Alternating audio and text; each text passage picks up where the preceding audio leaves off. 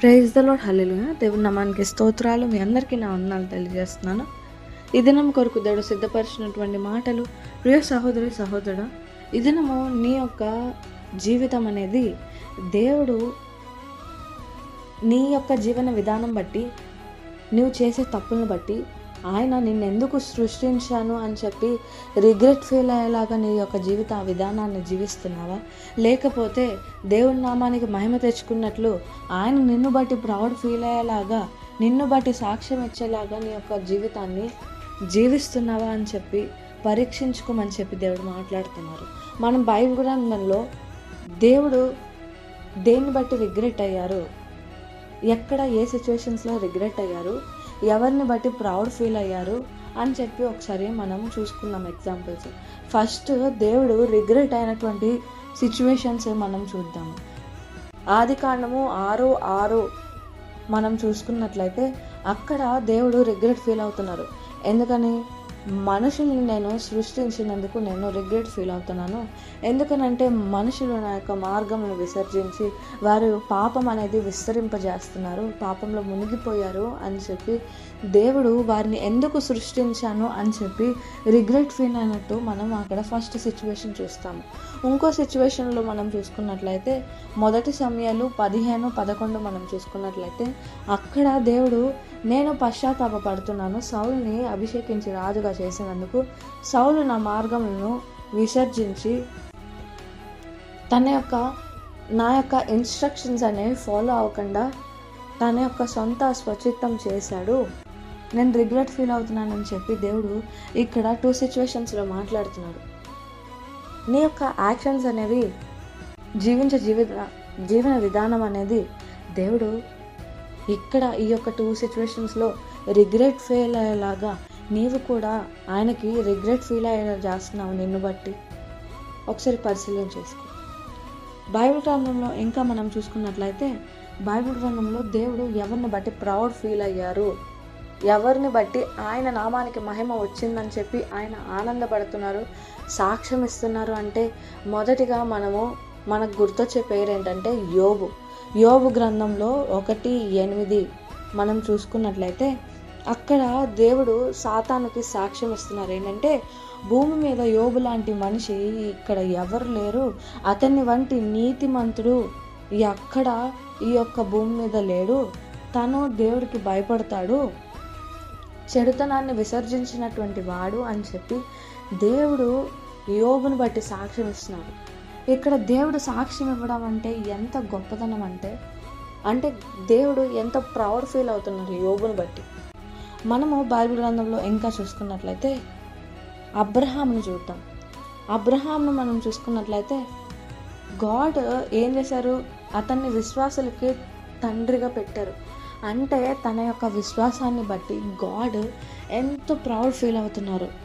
ఆదికాండము 22:12 మనం చూసుకున్నట్లయితే అక్కడ దేవుడు చెప్తున్నారు, నీవు నాకు భయపడతా భక్తి చేసేటువంటి వ్యక్తివి, నీ యొక్క విశ్వాసం అనేది చాలా ఒబీడియన్స్ అనేది నాకు నచ్చింది అని చెప్పి దేవుడు అక్కడ వాక్యం ద్వారా తెలియజేస్తున్నారు. ఇంకోటి మనం చూసుకున్నట్లయితే దానియేలు దేవుని యొక్క దృష్టిలో ఎంతో కృప పొందినటువంటి వ్యక్తిగా మనం చూస్తాం. ఇక్కడ ఏంటంటే దానియేలు గ్రంథము 10:11 మనం చూసుకున్నట్లయితే నీవు దేవుడి ద్వారా ఎంతో ప్రేమించబడినటువంటి వ్యక్తివి, నీవు దేవుని యొక్క ప్రియ కుమారుడివి అని చెప్పి బైబిల్ గ్రంథంలో దానియేలు గురించి తెలియజేస్తున్నారు. అదేవిధంగా దావీదు గురించి మనం చూసుకున్నట్లయితే అపోస్తలుల కార్యములు 13:22 మనం చూసుకున్నట్లయితే అక్కడ వాక్యం ద్వారా సెలవిస్తున్నారు, దావీదు నా హృదయానుసారమైనటువంటి వ్యక్తి, నేను ఏదైతే కోరుకుంటానో అదే చేయాలని చెప్పి నా ఇష్టానుసారుడు దావీదు అని చెప్పి దేవుడు దావీదుని బట్టి సాక్ష్యం ఇస్తున్నారు. ఈ దినము ఒకసారి నువ్వు కంపేర్ చేసుకో. నీ జీవించే జీవన విధానం బట్టి నువ్వు చేసే క్రియలు, చూసే చూపులు, చేసే క్రియలు, చేసే పనులు, నడిచే నడతలు ప్రతిదీ దేవుడు ప్రౌడ్ ఫీల్ అయ్యేలాగా ఉంటున్నాయా? లేకపోతే దేవుడు రిగ్రెట్ ఫీల్ అయ్యేలాగా నీ యొక్క జీవిత విధానాన్ని జీవిస్తున్నావు? ఒకసారి పరీక్షించుకో. బైబిల్ గ్రంథంలో దేవుడు ఎవరి ద్వారా చాలా హ్యాపీ ఫీల్ అయ్యారంటే తన యొక్క కుమారుడు జీసస్ క్రైస్ట్ ద్వారా తన యొక్క కుమారుడు పట్ల నేను ఎంతో ఆనందిస్తున్నానని చెప్పి మత్తయి సువార్త 3:15 అక్కడ వాక్యం ద్వారా తెలియజేస్తున్నాడు. This is my beloved son in whom I'm well pleased అని చెప్పి అక్కడ వాక్యం ద్వారా తెలియజేస్తున్నాడు. ఇక్కడ మనం చూసుకున్నట్లయితే బైబిల్ గ్రంథంలో అనేక మంది బట్టి దేవుడు చాలా హ్యాపీ ఫీల్ అవుతున్నారు, చాలా ప్రౌడ్ ఫీల్ అవుతున్నారు. వారు చేసేటువంటి భక్తి కానీ, విశ్వాసం కానీ, వారు జీవించేటువంటి విధానం కానీ దేవుడు ఒక్కొక్క పర్సన్ దగ్గర ఒక్కొక్క క్వాలిటీ అనేది ప్రైజ్ చేస్తున్నారు. అబ్రహాం దగ్గర ఒకసారి మనం చూస్తే ఒబీడియన్స్, విధేయతను, విశ్వాసం గురించి ప్రైజ్ చేస్తున్నారు. యోబుని బట్టి మనం చూసుకున్నట్లయితే చెడుతనమును విసర్జించాడు అని చెప్పి దేవుడు సాక్ష్యం ఇస్తున్నారు. తనలాంటి వ్యక్తి భూమి మీద ఇంకెవడనూ లేడు, దేవుడికి భయపడతాడు అని చెప్పి దేవుడు యోబుని బట్టి సాక్ష్యం ఇస్తున్నారు. తన యొక్క క్వాలిటీ అది. దావీదుకి కూడా ఆయనకి నచ్చినటువంటి క్వాలిటీ ఏంటంటే దేవుడి చిత్తం ఏదో తన యొక్క చిత్తం కూడా అదే అని చెప్పి తన ఇష్టానుసారుడు అని చెప్పి దేవుడు వాక్యం ద్వారా తనలో నచ్చినటువంటి క్వాలిటీని ప్రైజ్ చేస్తున్నారు. నోవాలో కూడా మనం చూసుకున్నట్లయితే నోవా తను చెప్పినట్టు చేసేటువంటి వ్యక్తి నోవా. తను కూడా దేవుడి చేత కృప పొందినటువంటి వ్యక్తిగా మనం చూస్తాం. అదేవిధంగా దానియేలు కూడా మనం చూసుకున్నట్లయితే దానియేలు తనకి తాను ప్రత్యేకపరుచుకొని దేవుడి కోసం సమర్పించుకున్నటువంటి జీవితంగా తను జీవించాడు. దేవుడు తన గురించి ఏమంటున్నారు? నా ప్రియ కుమారుడు అని చెప్పి దేవుడు వాక్యం ద్వారా తెలియజేస్తున్నాడు. ఈ దినము దేవుడు ఒక్కొక్కరిని బట్టి ఆయనకు నచ్చినటువంటి క్వాలిటీని ప్రైజ్ చేస్తున్నారు కదా, చాలా హ్యాపీ ఫీల్ అవుతున్నారు కదా. నీలో అలాగా దేవుడు చూసి అబ్బా నా కుమార్తెలో, నా కుమారుల్లో ఈ యొక్క విశ్వాసం ఎంత గొప్పగా ఉంది, ఈ యొక్క ధైర్యం ఎంత గొప్పగా ఉంది, ఈ యొక్క భక్తి ఎంత గొప్పగా ఉంది, చెడుతనముని విసర్జించినట్టు ఉంది నా కుమార్తె, నా కుమారుడు అని చెప్పి నీలో ఆయనకి ఇష్టమైనటువంటి క్వాలిటీ ఏమైనా ఉందో ఒకసారి పరీక్షించుకో. ఎందుకనంటే దేవుడు తనకి ఇష్టానుసారమైనటువంటి వ్యక్తుల్లో ఆయనకి ఇష్టమైనటువంటి క్వాలిటీస్ని బట్టి ఆయన ఎంతో హ్యాపీగా ప్రౌడ్ ఫీల్ అవుతూ ఆయన బైబిల్ గ్రంథంలో మనకి తెలియజేసినట్టు మనం చూస్తాము. దేవుడు నిన్ను చేసినందుకు ప్రౌడ్ ఫీల్ అయ్యేలాగా ఉండాలి కానీ రిగ్రెట్ ఫీల్ అయ్యేలాగా ఉండకూడదని చెప్పి దేవుడు తెలియజేస్తున్నాడు. ఎందుకనంటే ఆయన మనకు ఫ్రీ విల్ ఇచ్చింది. ఇప్పుడు తల్లిదండ్రులు ఉంటారు, తల్లిదండ్రులు పిల్లలకి ఫ్రీడమ్ ఇచ్చేది దేనికి?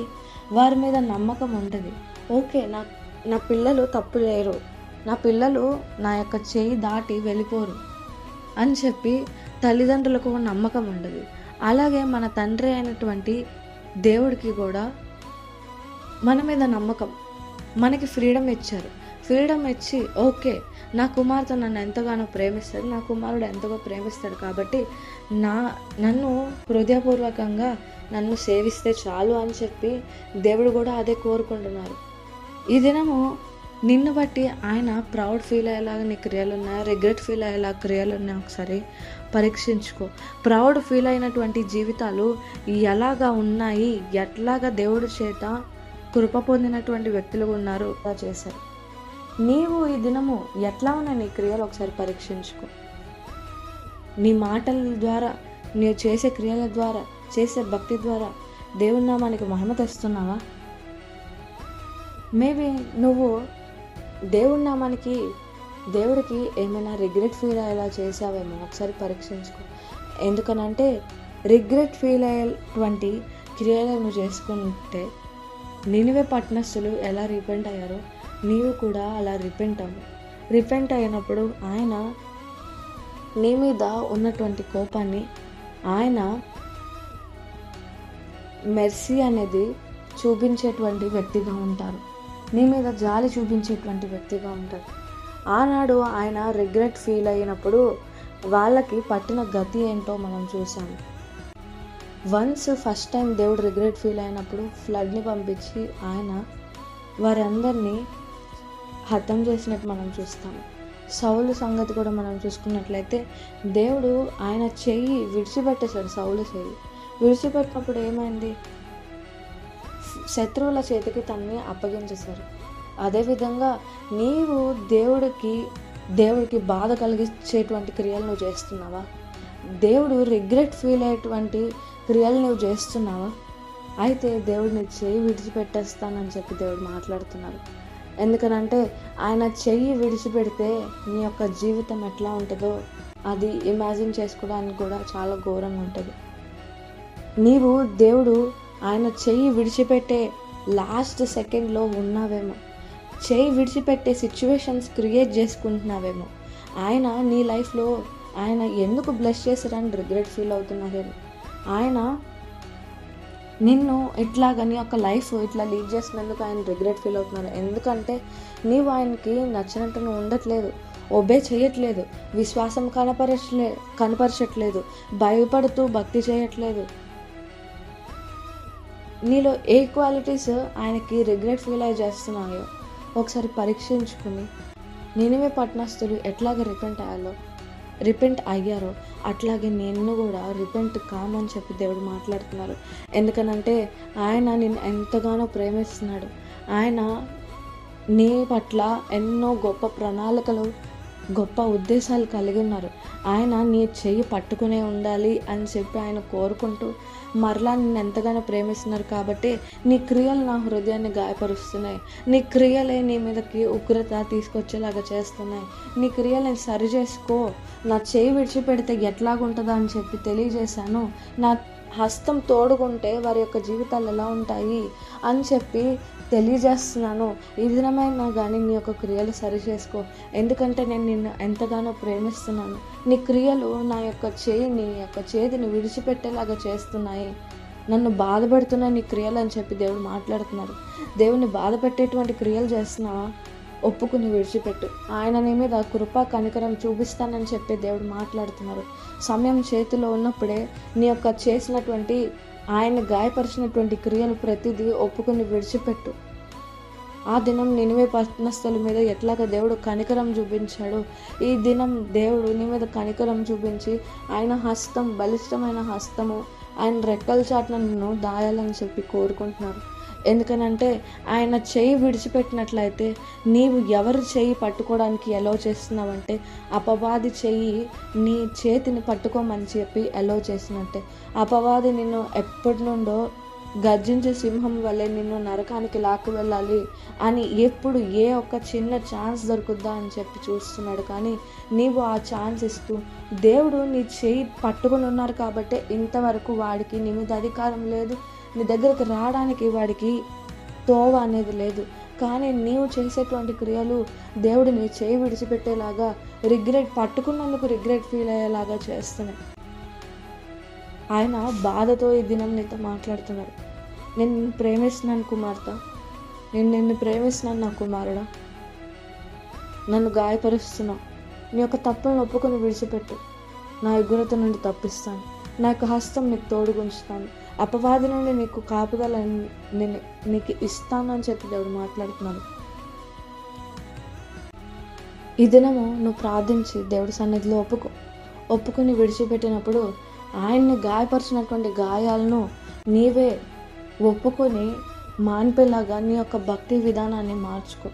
ఆయన ప్రౌడ్ ఫీల్ అయ్యేలాగా ఈ దినం నుండి అయినా కానీ నీ యొక్క ప్రతి ఒక్క తప్పుల్ని ఒప్పుకొని ఆయన గాయపరిచిన ప్రతి ఒక్క గాయాలను మాన్పే విధంగా నీ యొక్క భక్తి జీవితాన్ని మార్చుకుంటూ ఆయన హ్యాపీ ఫీల్ అయ్యేలాగా, ఆయన నామానికి మహిమ వచ్చేలాగా నీ యొక్క జీవితాన్ని జీవిస్తామని కోరుకుంటూ అట్టి కృప దేవుడు మీకు దయచేయను గాక. ఆమెన్.